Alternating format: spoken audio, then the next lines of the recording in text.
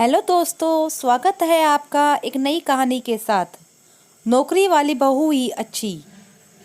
नीलम जी शाम को जब भी बालकनी में बैठती तो सामने वाले घर की बहू को देख निहाल हो जाती। वह परिवार अभी अभी इस घर में शिफ्ट हुआ था, उनको अभी ढंग से जानती नहीं थी, फिर भी इतना समझ में आ चुका था कि वह उस घर की बहू थी। चटकीले रंगों की साड़ियों में गजब की खूबसूरत लगती थी वो। उसे देख सोचने लगती थी कि काश मेरी बहू भी ऐसी होती। मन मन में बोलने लगती कि मेरी बहू पूजा है, जीन्स और टॉप में घूमती है। तीज त्यौहार छोड़ दो तो मन तरस जाता है उसे साड़ी में देखने को, और उदास होकर अंदर चली जाती। उनकी बहू पूजा पति के साथ कंधे से कंधा मिलाकर चलने, घर संभालने के साथ ही एक अच्छी कंपनी में मार्केटिंग हेड भी थी। घर में काम वाली आती थी, फिर भी पूजा बहुत कुछ संभालती। सास की देखभाल करना, हर 15 दिन पर उन्हें डॉक्टर के यहाँ ले जाना, सब पूजा करती थी। पति युवराज को पता भी नहीं होता कि माँ को कौन से डॉक्टर के पास दिखाना होता है। सुबह की चाय नाश्ता जितना भी हो सकता अपनी सास के लिए अपने हाथों से करती। बस एक ही चीज़ है, वह सास के लिए नहीं कर पाती, दिन भर उनके साथ नहीं रह पाती। फिर भी दिन भर में कई बार ऑफिस से फ़ोन करके उनका हाल चाल लेती रहती। किसी को अपने पास जो होता है उससे संतोष नहीं होता, हमें दूसरों की चीज़ें ही भाती हैं। यही हो रहा था नीलम जी के साथ। अब सामने वाले लोगों से परिचय बढ़ा लिया था उन्होंने। उस घर में उन्हीं के उम्र की महिला थी आशा जी, उन्हीं की बहू हीना, जिसे देखकर नीलम जी मंत्रमुग्ध हुए जाती थी। नीलम जी को लगता था कि बहू ऐसी होनी चाहिए, और सोचने लगी कि बहू के संस्कार भी ऐसे होते हैं। हीना को देख वह काम में व्यस्त रहती, भजन की आवाज़ आती, शाम को वह पूजा अर्चना करते हुए तुलसी जी को दिया करती। अगले दिन नीलम जी ने बड़े प्यार से कहा, बहू, सामने वाले घर की बहू हीना रोज पूजा पाठ करती है, रोज आरती दीपक करती है, और तू ऐसे ही ऑफिस चली जाती है। यह सुनकर पूजा थोड़ी सी ठिठक गई, आंखों में आंसू आ गए, लेकिन कोई जवाब नहीं दिया और ऑफिस चली गई। दूसरे दिन सारा काम निपटाकर मंदिर में दीपक करने लगी। सब करते हुए कब 9 बज गए पता ही नहीं चला। उसे यह सब करते हुए देख नीलम जी खुश हो गई, लेकिन उनको खुश करने के चक्कर में बेचारी को बिना नाश्ते के ऑफिस जाना पड़ा। नीलम जी सुबह सुबह जब सैर करने निकलती, साथ में आशा जी भी जाती। पूरे समय नीलम जी उनकी बहू के तारीफों के पुल बांधती, लेकिन आशा जी सिर्फ मुस्कुरा भर देती। जब नीलम जी आशा जी के घर जाती तो हीना उनकी आवभगत में कोई कमी नहीं करती। चाय नाश्ता, यहाँ तक कि नीलम जी के पैर दबा देती, और वह मन ही मन सोचती, इसे कहते हैं बहू। जब से वह हीना से मिली थी तब से पूजा से खिंची खिंची सी रहने लगी। पूजा उनके लिए कुछ भी कर ले, उसे सीधे मुंह बात नहीं करती थी। ये सब पूजा महसूस करती, लेकिन कहती भी कुछ नहीं, जैसे उसने माँ के मन को पढ़ लिया था।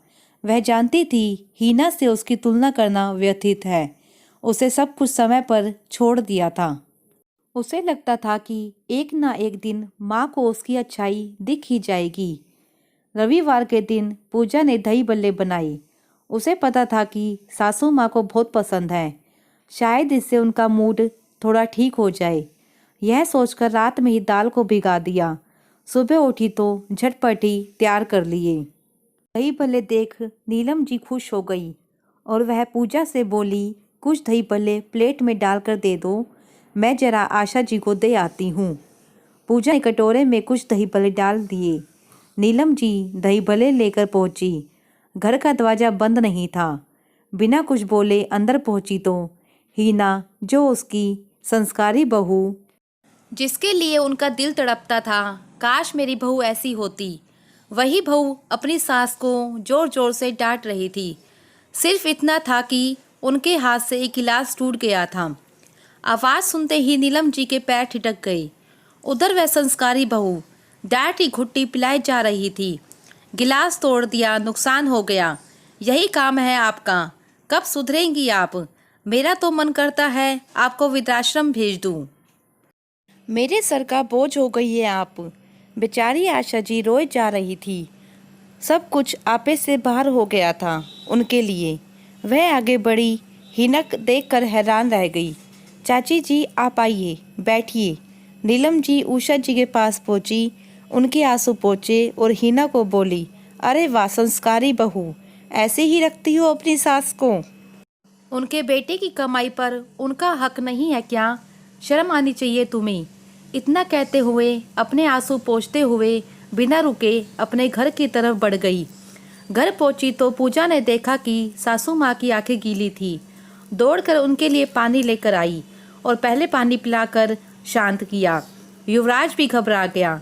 मैंने पूछा तो पूजा के हाथों को थाम लिया और बोली, पूजा मुझे माफ़ कर दे, तू नहीं जानती मेरे अंदर एक द्वंद सा चल रहा था। मुझे लगता था कि हिना तुमसे अच्छी है। मेरी आंखों पर पर्दा सा पड़ गया था। उसके संस्कारों को देख मैं तुलना तुझ जैसी बच्ची से करती रही। मुझे माफ़ कर दे बेटी। रो पड़ी पूजा।